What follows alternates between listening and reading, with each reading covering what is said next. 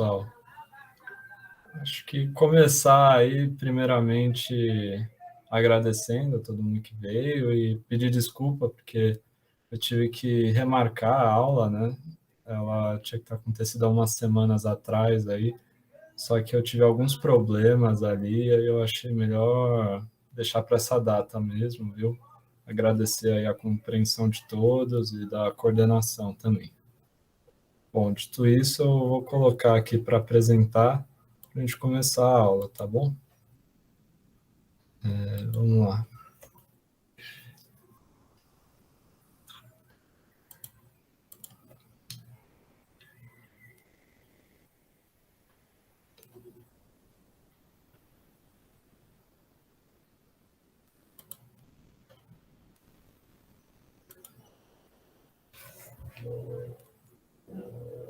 Aí, bom, essa aula aqui, o tema dela vai ser o livro Terra Sonâmbula, né? Do Mia Couto. E para que a gente consiga compreender, né, o livro, eu acho necessário fazer uma contextualização histórica, né? Antes disso, assim, só para esclarecer, eu não vou estar vendo vocês, né? Então, qualquer dúvida, por favor, escrevam aí no chat que quando eu terminar a apresentação eu vejo. Pode ser? Que aí eu acho que fica melhor, fica mais fácil. Bom, dito isso, vamos lá. O contexto, a contextualização histórica, né? Moçambique vai se tornar um país independente em 1975, né? Vai estar ali no contexto da Guerra Fria, né? Em que no pós Segunda Guerra Mundial, como o professor de história já deve ter comentado, tem essa disputa, né, entre o bloco socialista, né, comandado pela União Soviética, e o bloco capitalista, comandado pelos Estados Unidos. Depois da Segunda Guerra Mundial, a Europa está numa fase de reconstrução, né? Então, quem vai ser a principal potência vão ser os Estados Unidos da América, do lado capitalista. E Moçambique era uma colônia portuguesa, né? Foi ocupada pelos portugueses e vai ter que lutar para se libertar, né? Em 1975 vai conseguir a independência depois de mais de 10 anos de luta, né? Essa luta, ela vai ter como principal protagonista do lado dos moçambicanos a Frelimo, né? Que é a Frente de Libertação de Moçambique. Vão haver outras organizações também, né, que vão surgir antes. Eu posso destacar umas 3 que valeriam a pena, né? Mas a principal delas é a Frelimo mesmo. E só para dar uma contextualização do que movia eles, né, da ideologia deles, é o pan-africanismo, né? Seria essa união dos povos africanos diante dos desafios que eles estavam enfrentando, né, para fazer essa luta anticolonial, né, contra os portugueses. Aí, como já coloquei aqui, a Frelimo, ela nasce como um movimento de luta contra a ocupação portuguesa e depois vai se transformar no único partido político constitucionalmente aceito, né, com a independência de Moçambique. Se vocês notarem, existe 2 grafias diferentes para Frelimo, né? A Frelimo como movimento anticolonial é escrita com todas as letras maiúsculas, né? Que é esse primeiro aqui. Agora, a Frelimo como partido político, né? Que vai ser o único, aliás, é escrita dessa maneira aqui, que apenas a primeira letra, né? O F é maiúsculo. Então tem essa distinção entre essas 2 fases da Frelimo. Tá bom. Aí a gente precisa falar também do grupo que foi oposto a Frelimo, né? Além dos portugueses, depois aí da independência, né? Depois da independência de Moçambique, em 1975, vai surgir a Renamo, né? O que é a Renamo?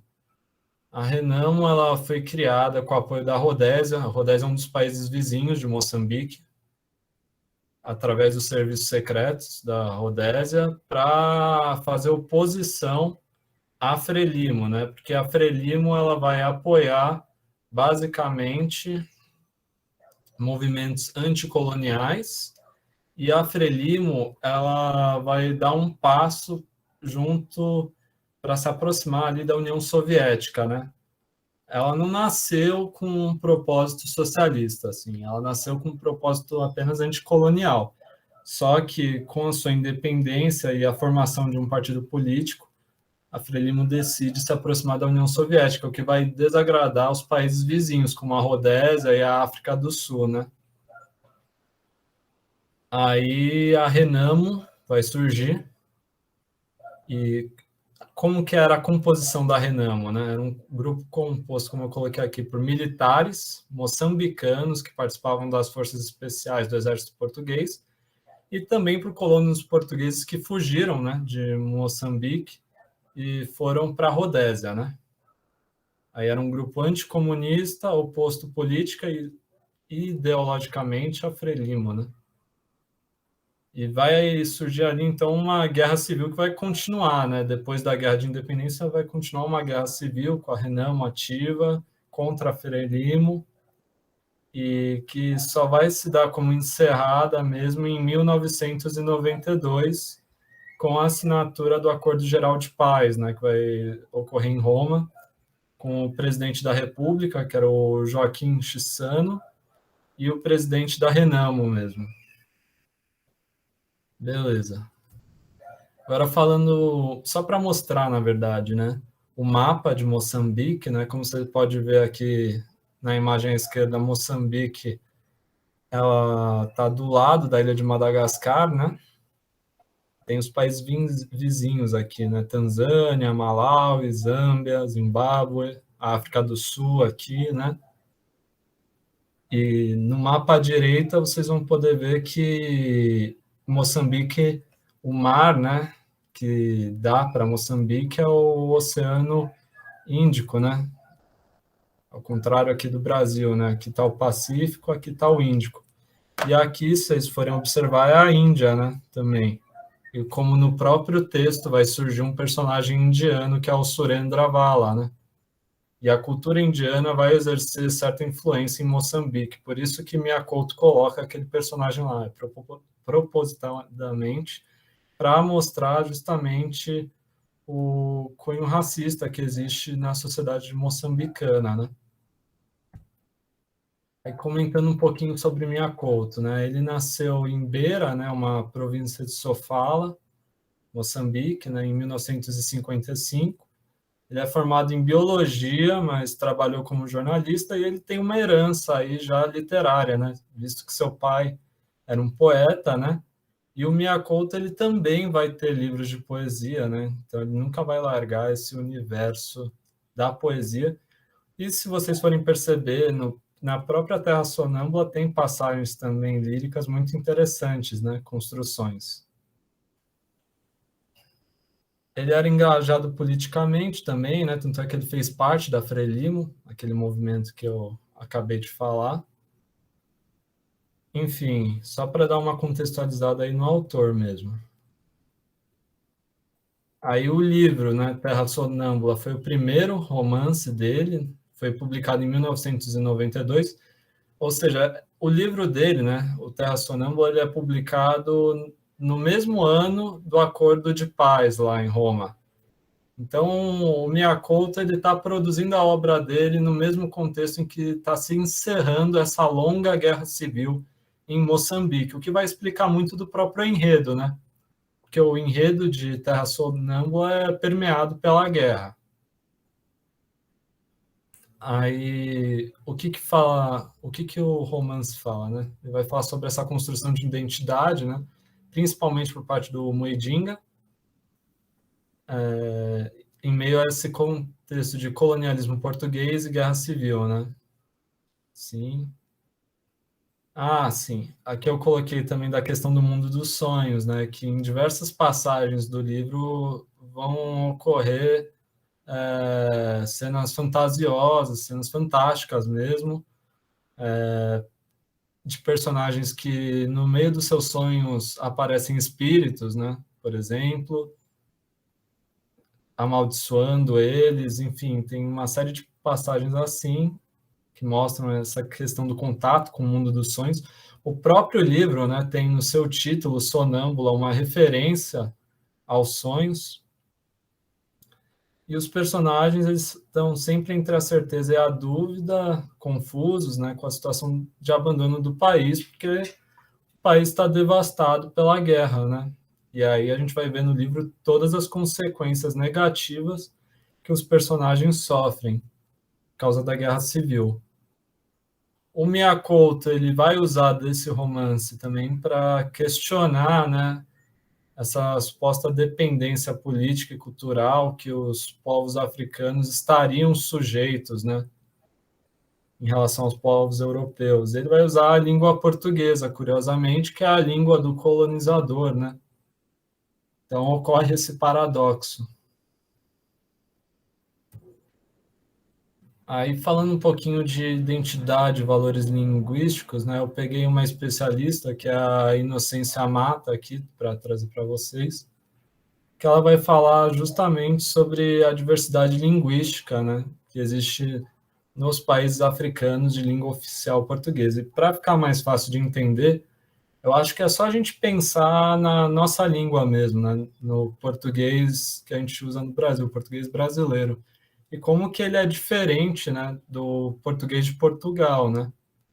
A gente tem expressões próprias, a gente tem a nossa forma de falar o português, de escrever o português. E isso, se você já tiver a oportunidade de ver uma entrevista, uma novela, um filme com pessoas portuguesas falando o idioma, você percebe que é muito diferente, né? Não tem nem como comparar. E se existe essa diferença entre Portugal e Brasil, na maneira como se usa o português, também existe essa diferença dos países africanos de língua oficial portuguesa e Portugal, né? Moçambique é um desses países. Aí o português, né, como eu já falei, tem essas características próprias de cada um dos países. E que também é necessário a gente falar que o colonizador ele sempre vai ter uma posição de poder, né? Justamente porque a língua dele foi introduzida naquele local, né? Existem vários grupos étnicos com línguas diferentes e que isso vai aparecer no próprio livro, né? Se vocês lembrarem do personagem do Siqueleto, por exemplo, falava um dialeto tradicional lá da tribo dele que só o Tuahir sabia dialogar, né? O Muidinga não sabia. Isso demonstra justamente, né, o poder do português mesmo e da língua do colonizador, né? Aí aqui, né, da questão dos espaços ficcionais, esse paradoxo, né, da literatura escrita na língua do colonizador ser usada como instrumento de emancipação, né?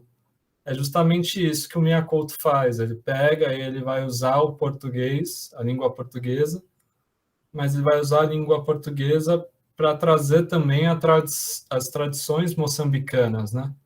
Ele vai usar palavras que são de Moçambique, ele vai colocar mitos moçambicanos para trazer justamente essa parte cultural africana que existe e é muito relevante, né? E não pode ser ostracizada pelos europeus.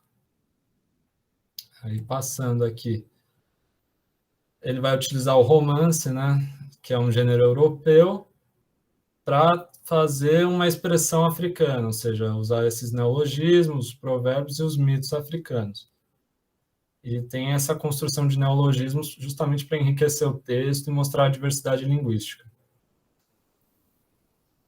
Aí vamos lá. Como que vai funcionar esse texto, né? É justamente a alternância entre os cadernos de Kinzo e as vidas, né, de Muidinga e Tuahir, né?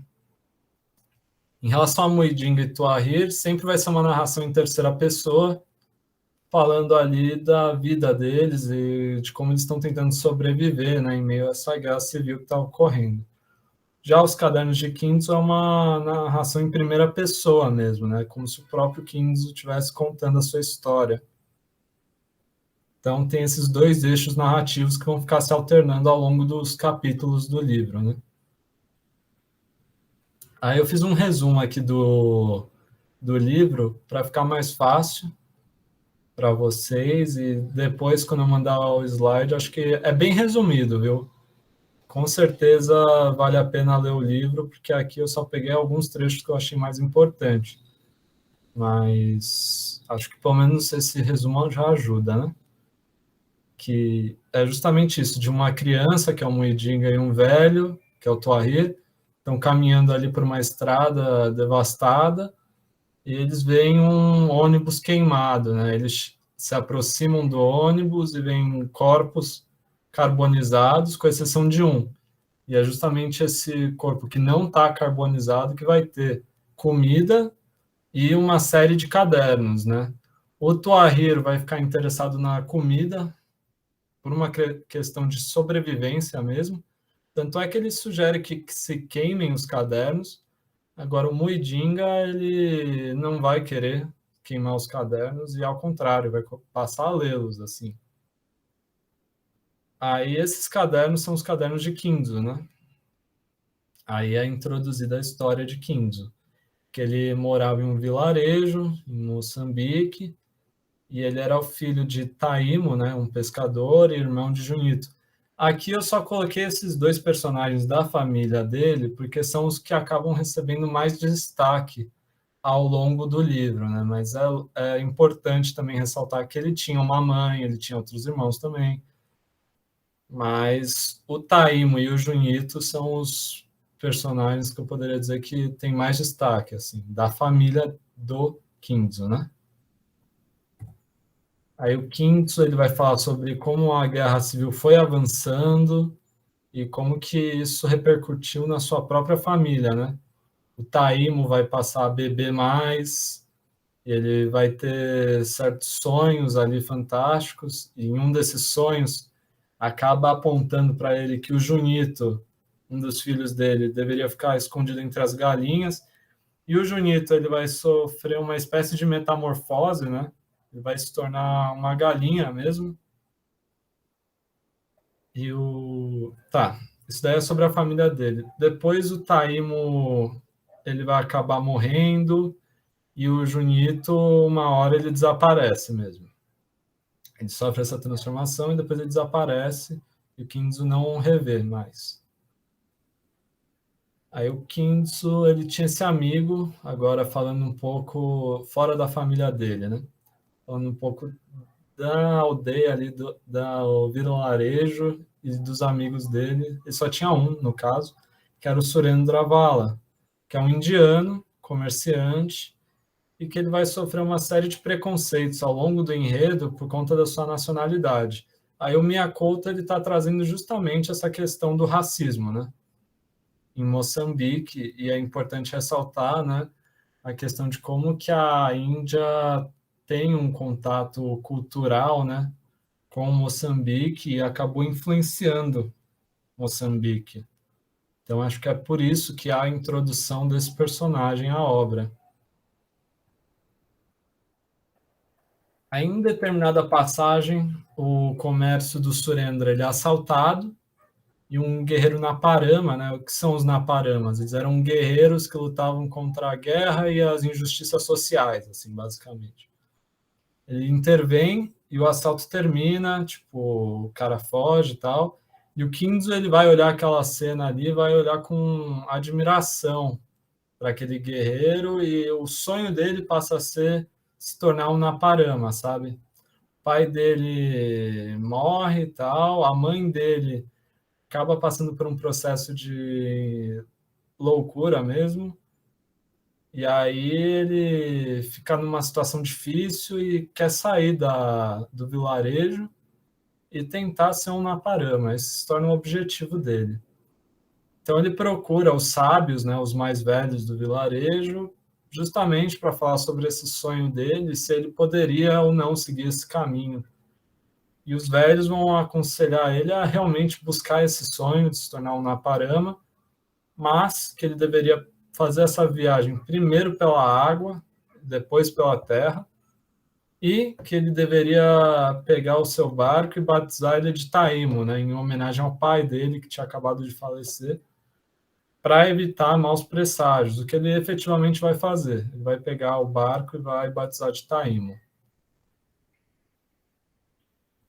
Aí, no próximo caderno do Kinzo, ele já está na viagem dele, aí ele está lá com o barco dele e tal, aí ele percebe certas coisas fantásticas já, e já começa nessa parte dos sonhos mesmo, né? Se você for parar para pensar, que é a parte lírica mesmo do fantástico, né? Que esse livro ele tem essa característica de uma hora ir para o fantástico e outra hora para o realista, né? Ele não é completamente realista, embora eu esteja falando de guerra civil, né? Então, ele está lá na água e ele percebe que o remo dele está se transformando em folhas. E a mão dele, que estava na água, se transforma em escamas e começa a aparecer um monte de peixe também ao lado dele. E ele tenta se salvar. Então, ele pula lá na areia, ele pula na areia, só que a areia começa a afundar, assim, ele começa a ser puxado pela areia. E o espírito do pai dele, o espírito do Taimo, surge perante o Kintsu, e o Taimo vai pegar e vai amaldiçoar o seu próprio filho, porque ele abandonou, né, o vilarejo. E o Kinzo, ele não entende por que isso está acontecendo, porque ele tinha seguido exatamente o que os sábios do vilarejo tinham falado para ele, né? Ele fez tudo, ele colocou o nome do barco de Taimo, ele seguiu as tradições, e mesmo assim o espírito do pai dele apareceu para ele. E o que o espírito do pai dele fala? Fala que vai aparecer uma ave em determinado ponto da viagem dele, chamada manfana, né? Esse tipo de ave. E esse seria um sinal de que aquela ave ali, ela mata as viagens, ela acaba com as viagens. Então, o desfecho da viagem do Kintsu, quando ele visse aquela ave, ele já saberia que o desfecho seria negativo, né? Isso entristece muito, né, o Kintsu. Aí volta agora para a narrativa, né? Em terceira pessoa ali do Tuahiro e do Muidinga, né? Aí o Tuahiro ele conta para o Muidinga como que ele encontrou, né? Encontrou o Muidinga muito doente. O Muidinga estava junto de corpos mesmo, cadáveres. Estavam recolhendo os cadáveres do Tuahiro e mais alguns. E aí o Toahir percebe que o corpo ali do Muidinga, na verdade, não é um cadáver, o Muidinga está vivo. Aí ele decide cuidar mesmo do Muidinga, descobre que o Muidinga tinha uma neuropatia, né, uma doença que afeta os nervos, decide ficar com o Muidinga, então, né? Aí volta para a narrativa, né? É importante lembrar aqui que o Muidinga sempre vai estar procurando a sua própria identidade, sempre vai estar questionando o Toahir ali sobre onde estão seus pais, como que ele foi achado, pelo menos no início. Depois ele vai parar de perguntar para o Toahir, vai começar até a desconfiar um pouco se as informações procederiam, se era confiável mesmo, mas enfim. Volta agora para a narrativa em primeira pessoa dos cadernos do Kinzo, né? O Muidinga vai lendo os cadernos, e aí volta.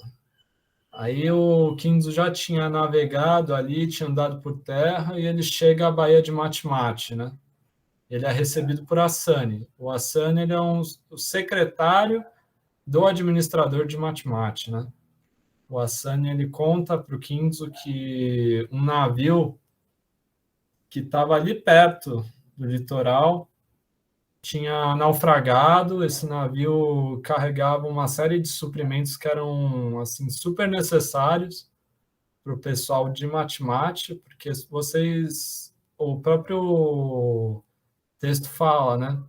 Tem um campo de refugiados próximo de Matemate e que devido à situação, né, da guerra civil, tá todo mundo precisando ali de alimento, água, enfim, esses suprimentos mesmo. E era fundamental que ele chegasse até Matemate, só que o navio naufraga e o governo quer achar alguém que é responsável pelo navio ter naufragado. Então, todo mundo era um possível suspeito. Então, a Sunny fala para o Kinzo como um alerta, sabe? Do tipo, que, olha, Kinzo, isso aconteceu, o navio naufragou, o governo está investigando todo mundo para ver se acha alguém suspeito, e você tem que tomar cuidado, porque você pode se tornar um suspeito aí de ser o responsável pelo navio ter naufragado, né? Aí o Kinzo ouve tudo, eles conversam e tal. Tem uma cerimônia junto do povo de Mate-Mate e depois o Kinzo volta para o seu barco. Só que nessa, ele está na noite lá e ele fica com uma fixação de ir até o barco. Aí ele vai para o barco e tal, e lá ele acha uma pessoa, né, a Farida, que é descrita como uma bela mulher, que está lá no barco já faz algum tempo. E aí os dois vão se abraçar e a Farida, na verdade, vai pedir que o Kinzo a abrace para que ela possa contar a sua história, né? Que ela vai fazer, só que aí é no próximo capítulo. Porque logo em seguida retorna de novo a narrativa em terceira pessoa, que está lá o Muidin e Tuahir, eles saem, né, para procurar comida e caem na armadilha de Sikeleto, né? E o Sikeleto tinha a intenção ali de matar os dois. Quem que é Sikeleto? Sikeleto, ele é o único que restou, acho que é de uma tribo lá, de uma aldeia. Ele foi o único que restou, o resto ou saiu de lá ou morreu. Ele é o único que resolveu ficar lá e ele queria matar os dois. O único que consegue se comunicar com o Sikeleto é Tuahir, porque o Tuahir sabe falar a língua do Sikeleto. E aí que aparece a importância do conhecimento tradicional, né? O Muidinga, ele já não tem esse conhecimento, ele não consegue conversar com o Sikeleto, não consegue se comunicar. Então fica a cargo do Tuahir convencer o Sikeleto a não matar os dois, né? Tentando salvar a própria vida e do Muidinga. E aí o Tuahir e o Esqueleto ficam conversando e o Muindinga pega e escreve uma palavra na terra e o Esqueleto olha e fica muito impressionado, né, com essa cultura letrada. E aí o Esqueleto decide, né, libertar os dois com uma única condição, né, que o Muindinga escrevesse o nome do Esqueleto numa árvore. E ele faz isso, o Muindinga pega e escreve lá uma palavra tal. E o Sikeleto, ele morre de uma maneira metafórica, né? Aí já entra o fantástico mesmo, porque ele vai colocar o dedo dele na orelha e quando ele tira o dedo, começa a jorrar um rio de sangue, assim, e o Sikeleto morre, né? Aí eles voltam para o ônibus, os dois, e o Kinzo pega e começa de novo a ler os cadernos. Quer dizer, Kinzo não, o Muidinga, perdão.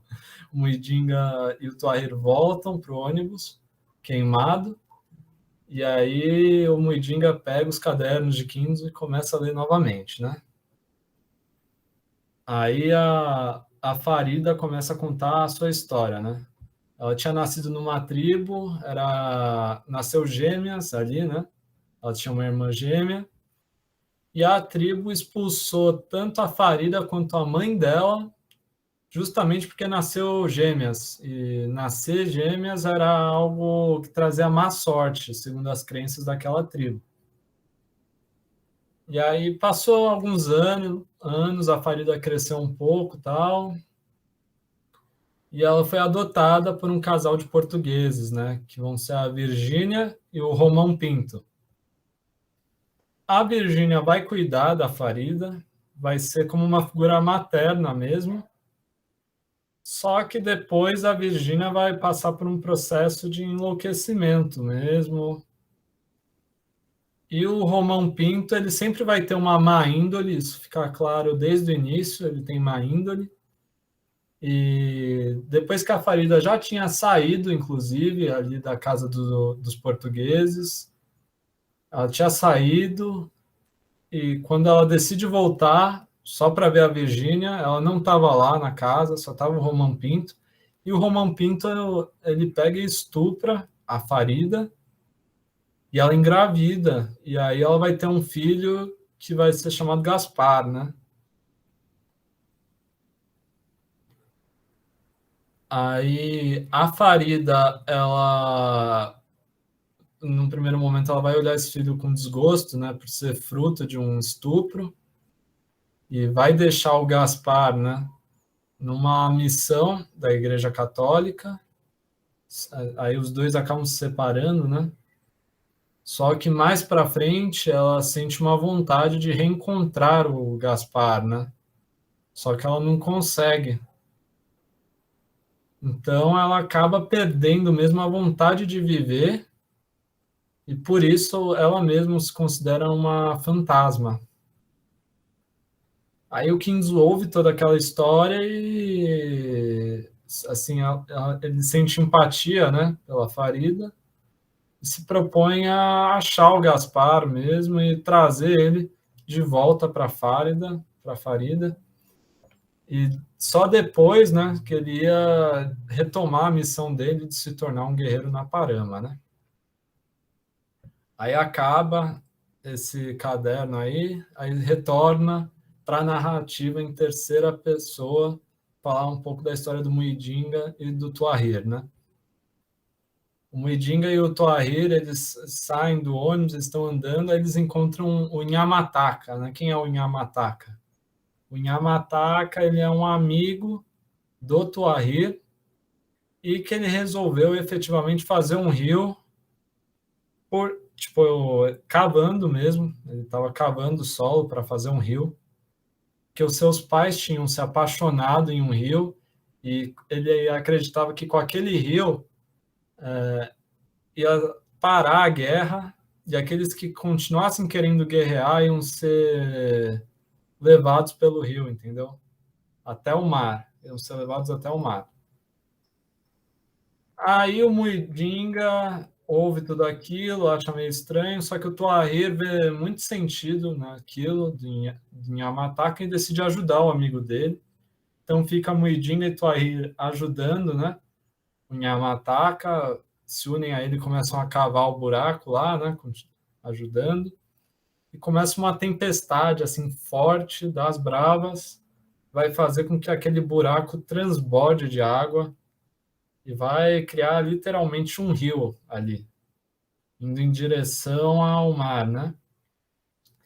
E o Nhamataka vai ser levado pela água, vai ser levado pelo rio, e o Tuahir e o Muidinga vão voltar ao ônibus queimado, e é aquilo de novo. O Muidinga vai pegar e vai ler os cadernos do Kinzo. Aí tá bom. O Kinzo ele volta para a Baía de Mate-Mate, e lá ele vai encontrar o Antoninho. Quem era Antoninho? Antoninho era um moçambicano que trabalhava no comércio do Surendra, né? Do Surendраvala, lá no vilarejo dele. Aí ele avisa para o Kinzo que o Surendra estava em Matemate mesmo, estava lá em Matemate. E o Kinzo já pensa que, olha, que bom, né? Eu vou poder reencontrar o meu amigo, tal. Aí beleza. O Kinzo e o Asani conversam, e aí o Asani fala para o Kinzo que ele se tornou sócio do Surendra, que juntos eles iam abrir um comércio, só que o Surendra ele não ia se dar bem não, porque ele era indiano, então ele não ia ser aceito naquela terra. E o Asani ia tirar proveito do Surendra, né? O que deixa o Kinzo muito indignado, assim.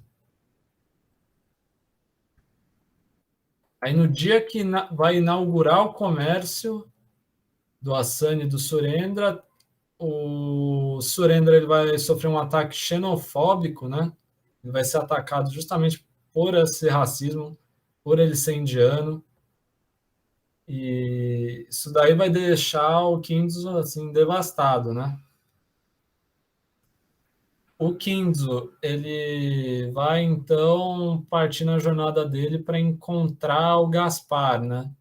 Aí ele precisa de alguém para ajudar ele a primeiro achar a tia dele, quer dizer, a tia da Farida, que deveria estar lá no campo de refugiados, tal, só que ele não sabe chegar até lá, ele não sabe andar pelos matos, né? Aí ele vai num bar, ele conversa lá e indicam para ele o Quintino, que o Quintino seria o melhor guia para ele chegar até onde ele queria, né? Aí tá bom, o Quintino ajuda o Quinto, aí eles vão até o campo de refugiados e encontram uma tia da Farida, né? Que revela para eles que a esposa do administrador de Matemate era uma mulher que se chamava Carolinda, né? E a Carolinda, ela era irmã da Farida, né? Aí é necessário pontuar que a Carolinda e o Kinzo vão dormir juntos também, acho que em mais de um episódio no livro, que o maior desejo da Carolinda era sair dali, só que ela não podia, e que ela sentia um ódio profundo pela Farida, assim, ela sentia um ódio profundo pela Farida, tanto é que ela vai falar para o seu marido, o administrador, que seria bom levar a gente lá para aquele barco, né, naufragado para investigar e talvez pegar lá a Farida, né, que ela poderia ter sido a responsável pelo naufrágio e tal. É necessário pontuar também que o próprio Kinzo, na verdade, ele dormiu com a Farida, né, se eu não estou aqui enganado. Aí tá bom. O Tuahir, né, voltando agora para a narrativa em terceira pessoa. O Tuahir, ele começa a passar mal, ele é picado por uns mosquitos lá, ele tem febre, parece ali, ele está dando sinais que ele vai morrer, né? Ele está dando sinais que ele vai morrer, ele está ciente disso, o Idinga não quer aceitar isso, mas acaba percebendo também. E aí eles estão os dois diante de um pântano, e o Tuahir pede que o Muidinga coloque ele numa jangada e o mande em direção ao mar, porque o Tuahir queria morrer na água, ele não queria morrer em terra. E aí o Muidinga, ele efetivamente pega uma jangada mesmo e vão os dois, assim.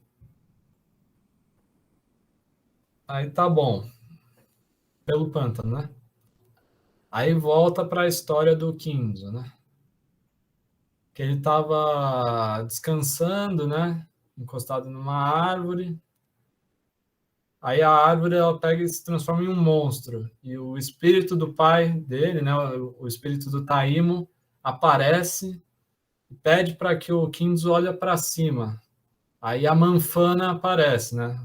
A ave. Estava lá em cima, voando e tal. E aquele era o sinal que a viagem não ia acabar bem, não. E aí o espírito do Taimo pega, olha e estão lá, né? Os cadernos do Kinzo. E aí ele pergunta para o Kinzo o que, que é isso, né? O que, que são esses cadernos?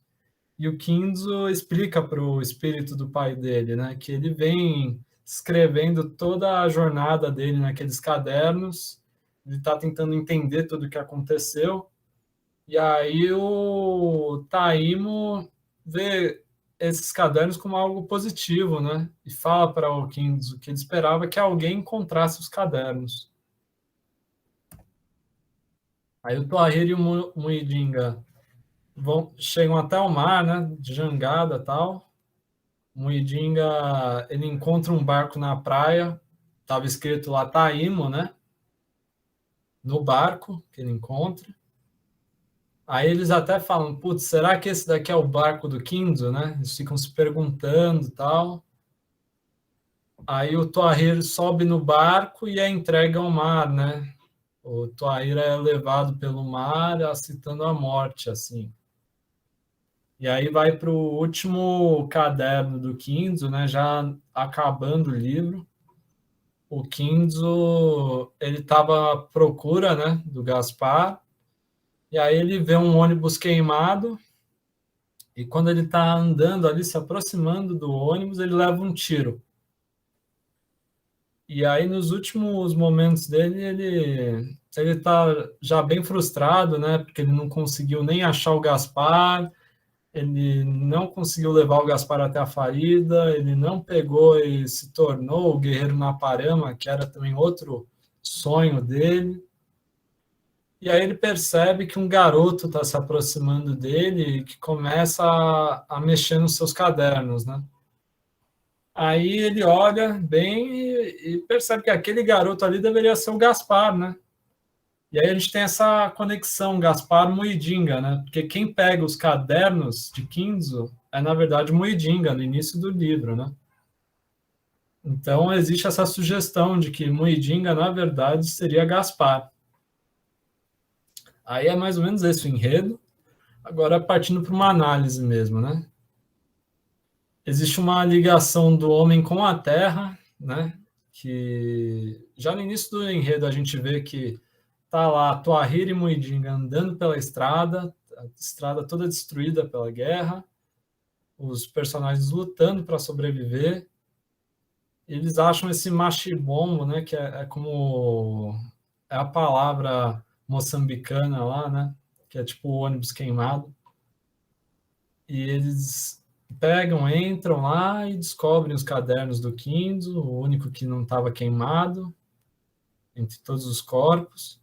Eles enterram os cadáveres, e essa passagem aqui é importante, porque ó, eles enterram o último cadáver. O rosto dele nunca chega a ser visto, arrastam-no assim mesmo, os dentes charuando a terra. O que é charuando? É como se fosse na plantação, sabe? Quando você pega a enxada e mete ela no solo, é isso. Então, os dentes estão ali cravando na terra, e isso é justamente um simbolismo do tipo, é a ligação do homem com a terra, sempre na luta, entendeu? Pela sobrevivência e pela terra moçambicana, né? A ligação de que todo o povo tem com a sua própria terra. Aí falando um pouquinho do Muidinga e do Tuahir especificamente, o Muidinga está em busca da própria origem e de uma identidade, né? Ele é resgatado pelo Tuahir, ele era dado como morto, né? Porque tinha ingerido era uma mandioca venenosa, né? Que deu aquela doença de neuropatia. Ele não tinha nenhuma lembrança assim do passado, e isso acaba deixando ele muito aflito.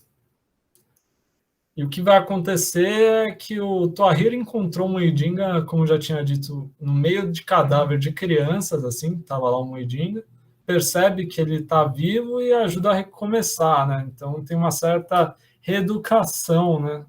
O Tuahir vai reeducar o Muidinga e vai ensinar ele a viver novamente, né?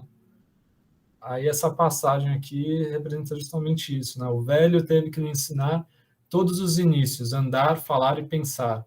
Muidinga se meninou outra vez, né? Que é justamente ele voltando a viver e se tornando um ser humano, né? Que já era dado como morto. Aí o Tuahir não entende muito bem porque o Muidinga fica nessa busca própria pelas origens, quem seriam seus pais. E o Muidinga não vai oferecer uma resposta para o Tuahir, né? Mas ele não vai também desistir, seguir procurando a respeito da sua própria origem, né? Aí, ó, e me diga, você quer encontrar seus pais por quê? Já expliquei tantas vezes, desconsigo de entender. Ou lhe contar uma coisa, seus pais não lhe vão querer nem vivo, né? Que é o Tuahir falando para o Muidinga, né? Aí ele justifica porque uma pessoa viva demanda comida no meio de uma guerra civil, é uma luta pela sobrevivência mesmo, né?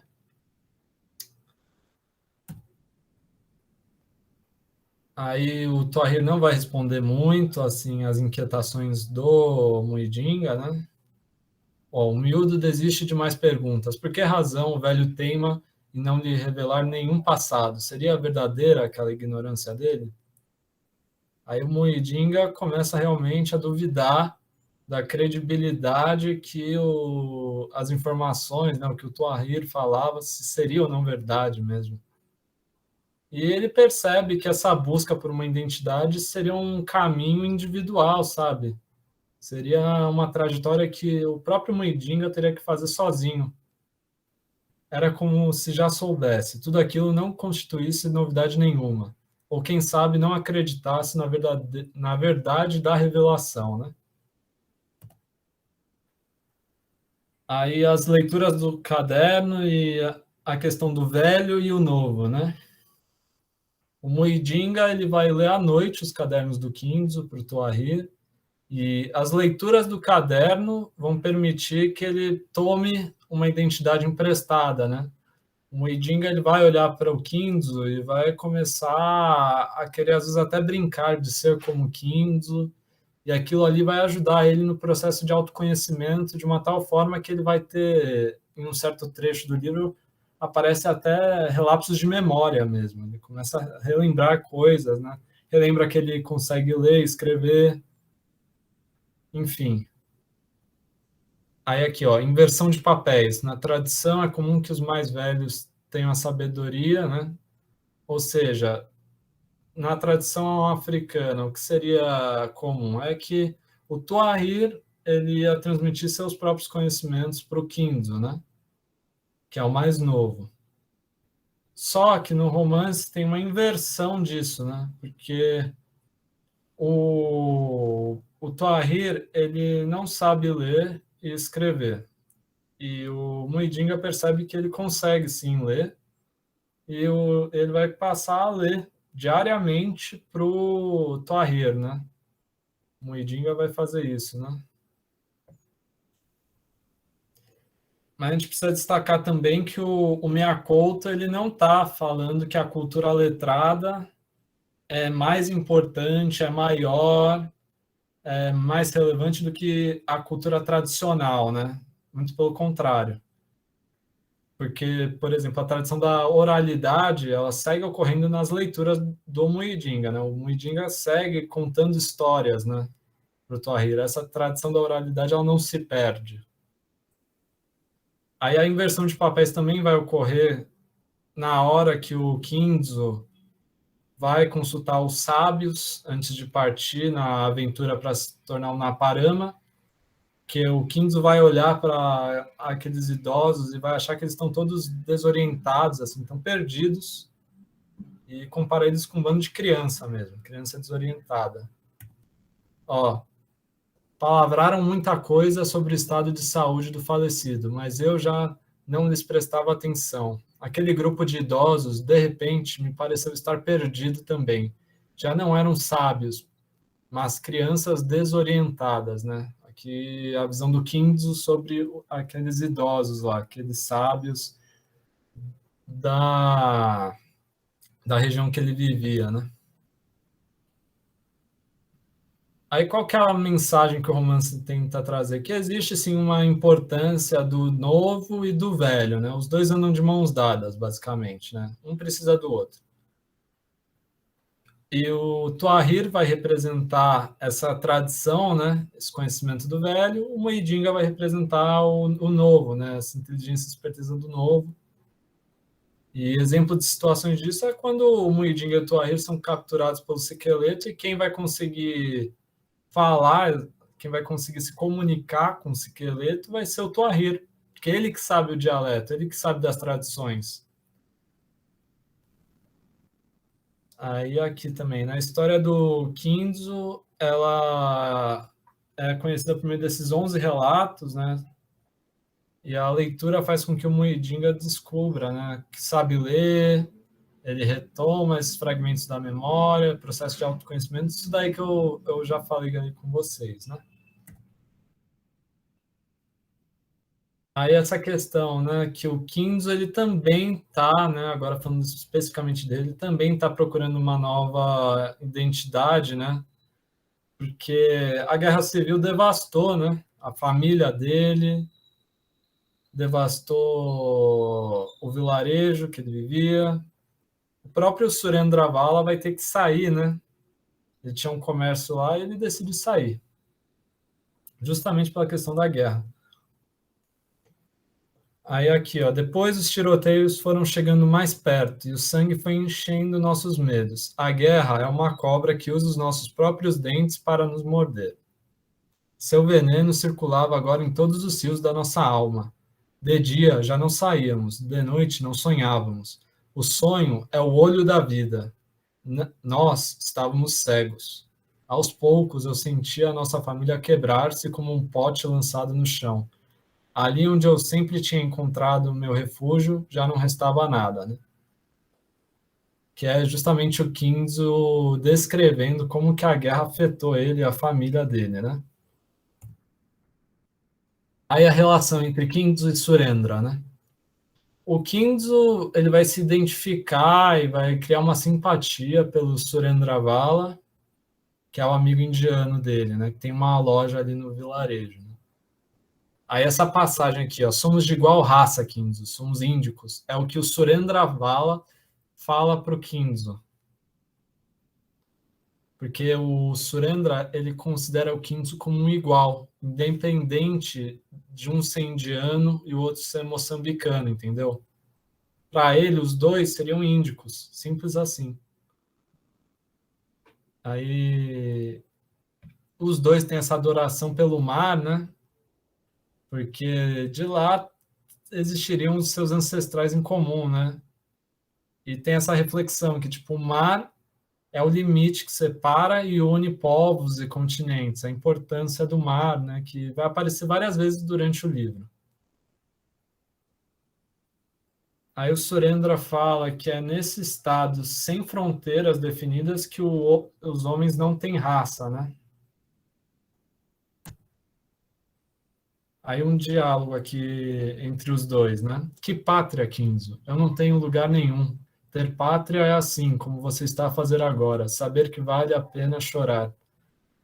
Aí, continuando, né? Não gosto de pretos, Kinzo. Como? Então gosta de quem? Dos brancos? Também não. Já sei, gosta de indianos, gosta da sua raça. Não, eu gosto de homens que não têm raça. É por isso que gosto de si, Kinzo. Que o Surendra ele vai falar justamente dessa questão de que não importa assim de onde você veio, quais são suas origens, assim, ele não ele vai contra essa questão do racismo, né? O Surendra vai sofrer durante o livro justamente porque ele é indiano. Para ele a história da raça não tem validade.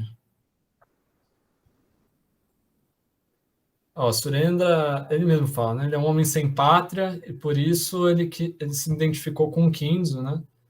E para você ver, já a mulher do Surendra, ela ouve no rádio músicas indianas justamente para relembrar da sua própria terra, né?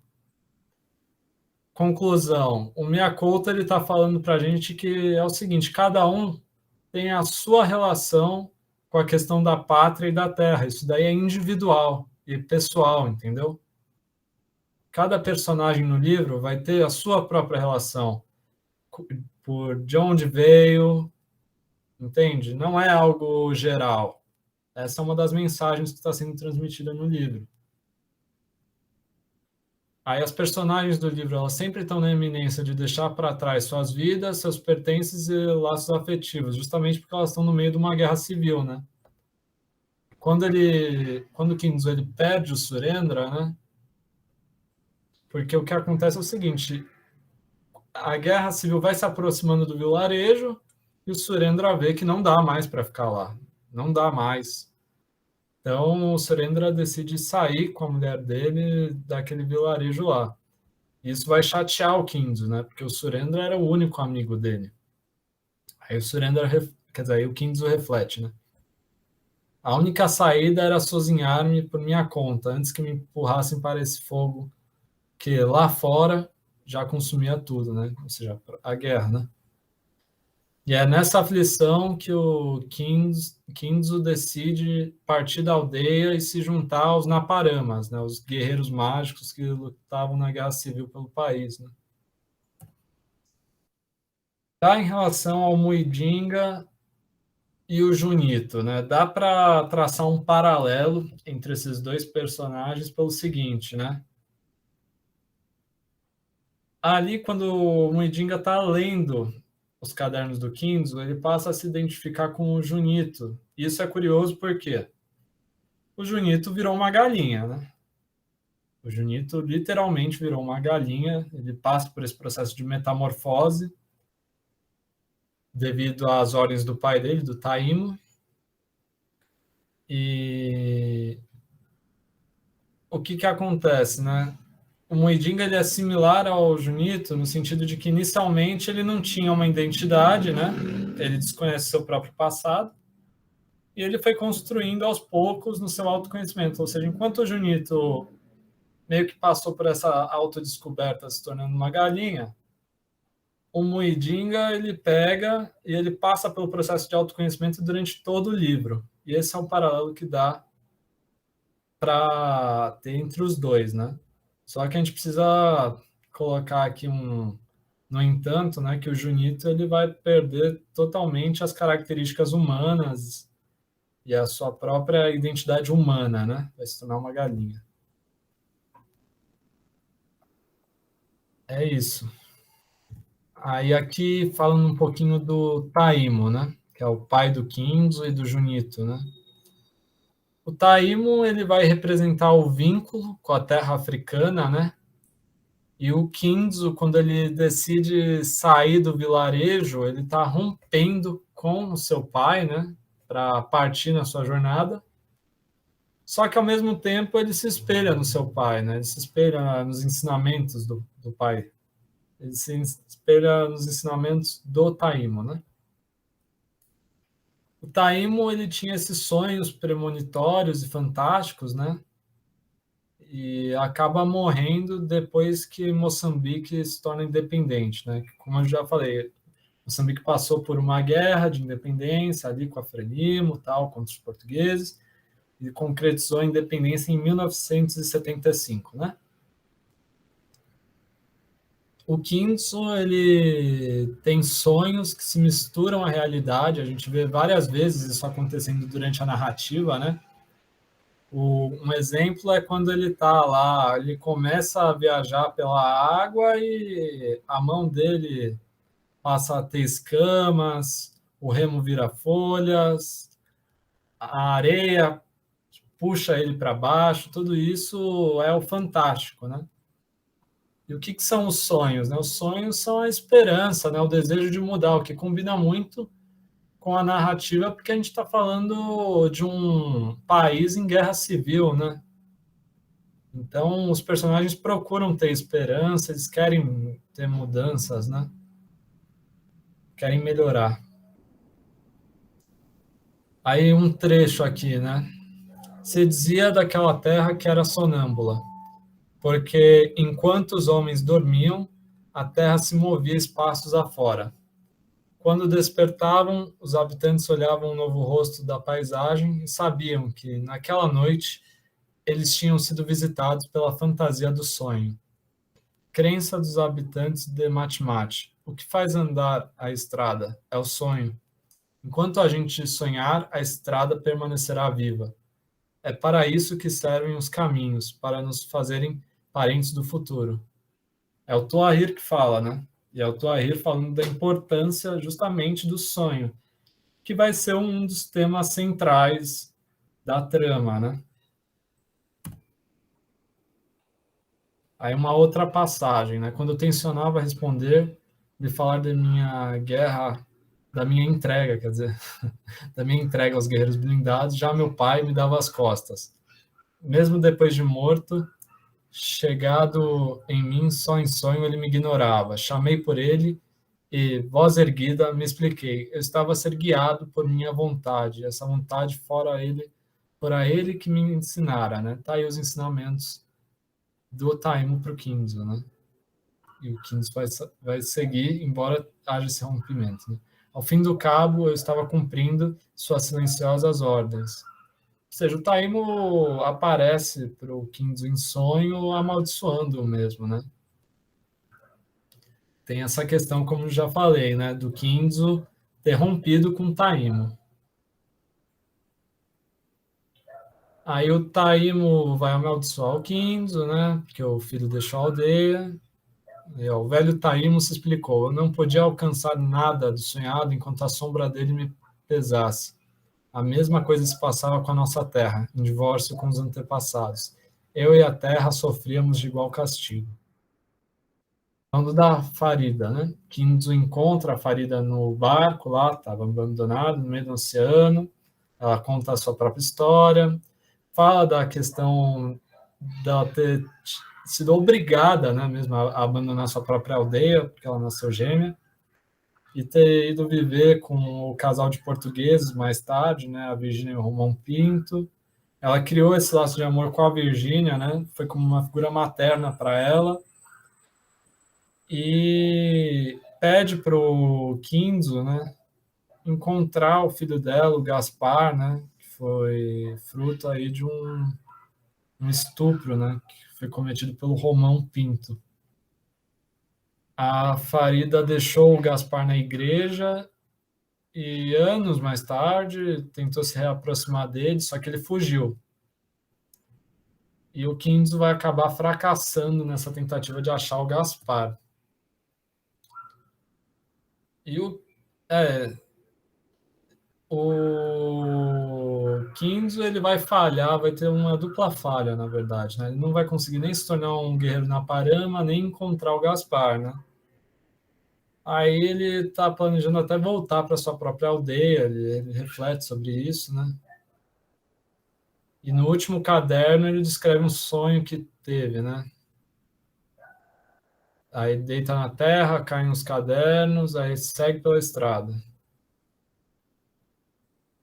Um menino, então, chamado Muidinga, pega os seus cadernos. Então, com o peito sufocado, chama Gaspar, e o menino estremece como se nascesse por uma segunda vez. Que é essa conexão, né? Quando o Kinzo está morrendo, que ele levou um tiro, assim, a última coisa que ele vê é um menino pegando os cadernos dele, e ele olha ali, e aquele parece ser o Gaspar, né? Que era o objetivo dele. E quem pegou os cadernos foi o Muidinga, então fica nessa de tipo, o Muidinga pode ser o Gaspar, né? Pode ser o filho da Farida. Aí tem as questões de vestibular agora, né? Eu peguei 3 questões, na real.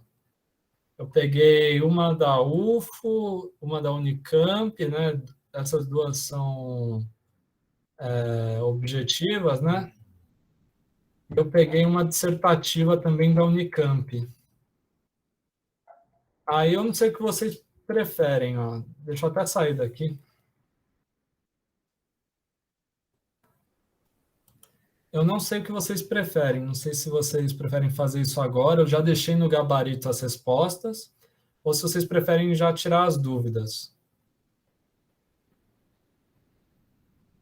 Qual dos dois? Vocês têm alguma preferência? Ou só segue o baile? Boa noite. Será que não dá para fazer e já tirar as dúvidas agora? Beleza. Vamos então. Aqui, né? Vamos ver a UFO, né? A Federal de Uberlândia. O romance Terra Sonâmbula, de Mia Couto, é uma das mais importantes obras de literatura moçambicana após a independência do país. Né? Sobre a elaboração dessa trama narrativa, assinale a alternativa incorreta. Né? Mesmo em se tratando de uma guerra, a obra não apresenta tom épico, pois não há ênfase nas cenas de batalha, estando foco nos efeitos devastadores da guerra. Essa é a A. A B. O romance se compõe de múltiplas narrativas que se cruzam na obra. O próprio ato de narrar aparece como essencial ao ato de permanecer vivo. A C. A combinação entre tradição oral moçambicana e a tradição literária de origem europeia ocorre sempre de modo tenso, mostrando a distância entre elas. E a D. A obra pode ser vista como narrativa de viagem, porém, em vários momentos, o deslocamento experimentado é mais temporal e psicológico do que espacial. Aí a gente vai ver aqui, é a C. É, faz sentido, porque está incorreto, né? Está falando da distância entre tradição literária e tradição oral, quando na verdade é o que eu falei, não tem esse distanciamento, não tem essa sobreposição. O texto justamente demonstra que é importante ambas as formas. O Tuahir vai representar a tradição oral, vai representar o conhecimento mais velho, e o Muidinga vai ter essa capacidade de ler mesmo, né? De ter essa cultura literária. E não tem um menosprezo, não tem um distanciamento das duas. As duas convivem juntas porque as duas precisam uma da outra. Essa que é a realidade, né? Aí a 2 da Unicamp. Leia o seguinte trecho da obra Terra Sonâmbula, de Mia Couto, extraído do sexto caderno de Quinzo, subintitulado O Regresso à Matemática. Lembrei meu pai, sua palavra sempre azeda. Agora somos um povo de mendigos. Nem temos onde cair vivos. Era como se ainda escutasse. Mas você, meu filho, não se meta a mudar os destinos. Afinal, eu contrariava suas mudanças. Fossem os Naparamas, fosse o filho de Farida. Eu não estava a deixar o tempo quieto. Talvez, quem sabe, cumprisse o que sempre fora. Sonhador de lembranças, inventor de verdades. Um sonâmbulo passeando entre o fogo. Um sonâmbulo como a terra em que nascera. Ou como aquelas fogueiras por entre as quais eu abria caminho no areal. Né? Aí é um trecho de Mia Couto lá da Terra Sonâmbula.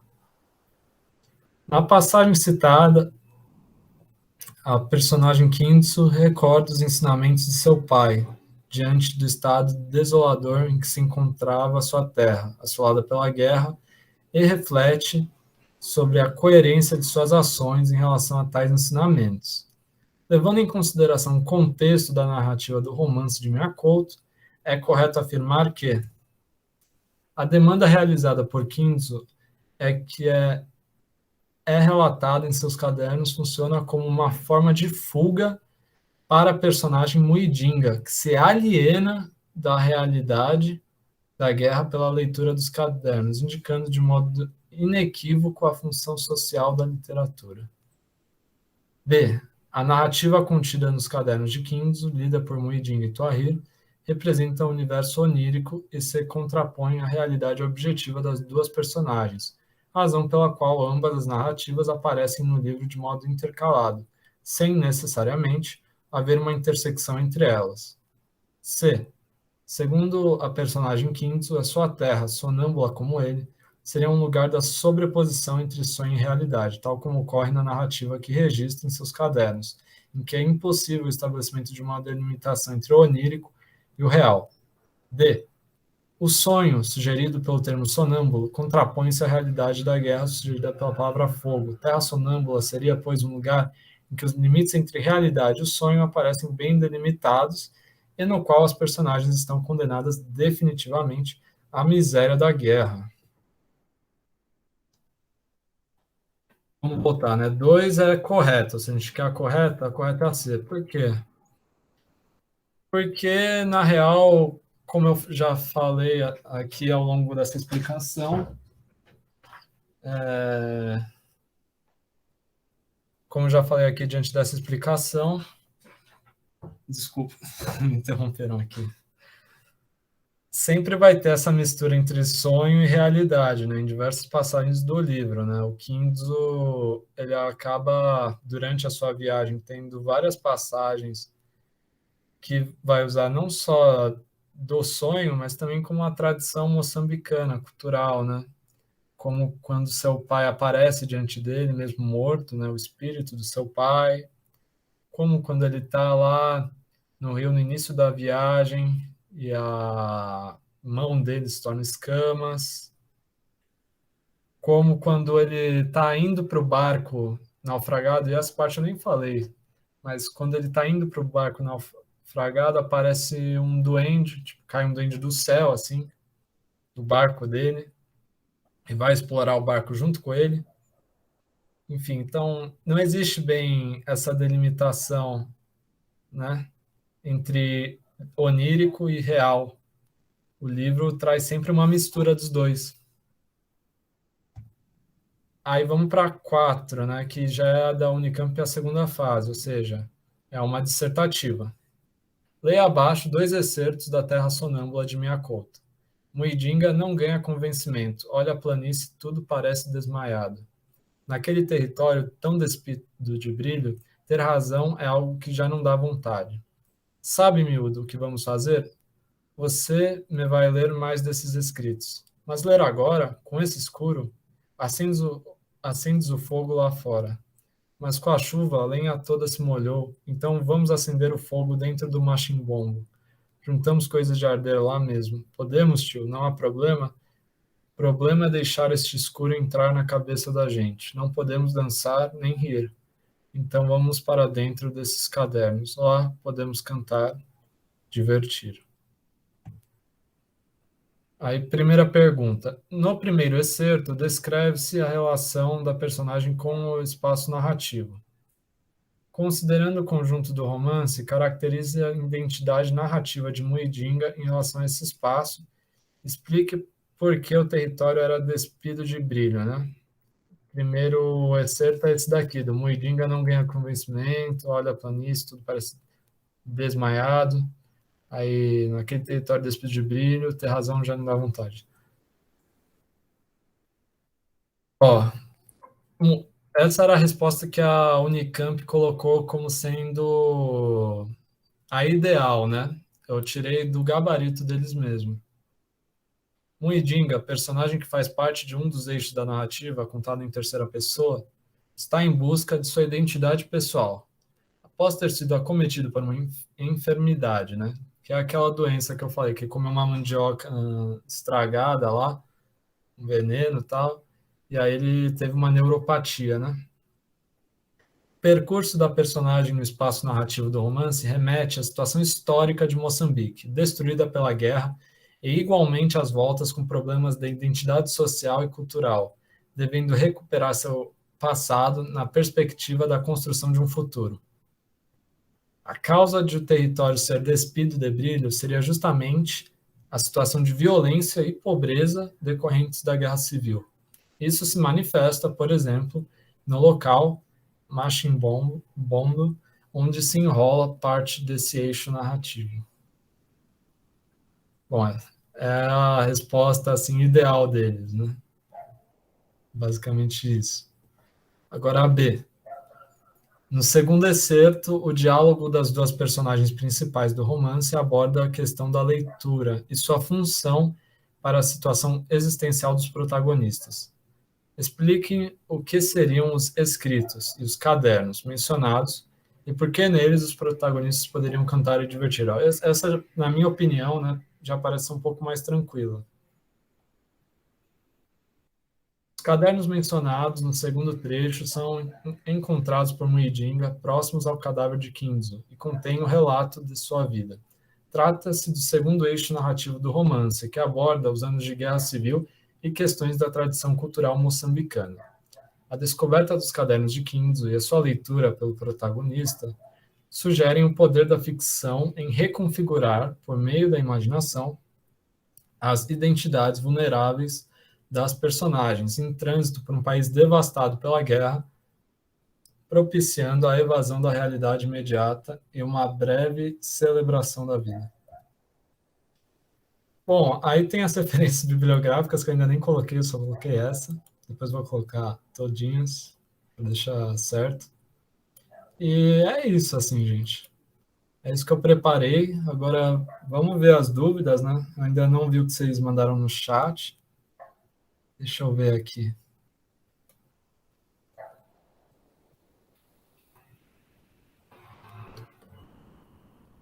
Ah, parece que eles não mandaram ainda a dúvida, né? Tem alguma dúvida? A Emily falou que o livro parece tranquilo. Eu tenho uma dúvida, por favor. Por favor, Nancy. Logo no começo do livro você fala sobre a Inocência Mata. Quem é ela? Ah, é uma pesquisadora. Tá. Ela é uma pesquisadora, doutora, e eu só coloquei o nome dela lá porque eu tirei aquela parte lá eu me baseei num artigo científico dela, né? Entendi. E outra pergunta. Essa terceira pessoa que está narrando seria o Mia Couto ou seria outra pessoa que está narrando de Muidinga e Tuahir? Então, essa terceira pessoa, na verdade, seria um narrador onisciente, né? Sabe Ok. de tudo e não é um personagem real, né? Dali. É como uma visão de fora que sabe de tudo que está acontecendo, o que passa pela cabeça dos personagens. É como se fosse o próprio Miyakoto, em certo sentido, né? Ok. Obrigada, viu? Ah, que é isso. Mais alguma dúvida, pessoal?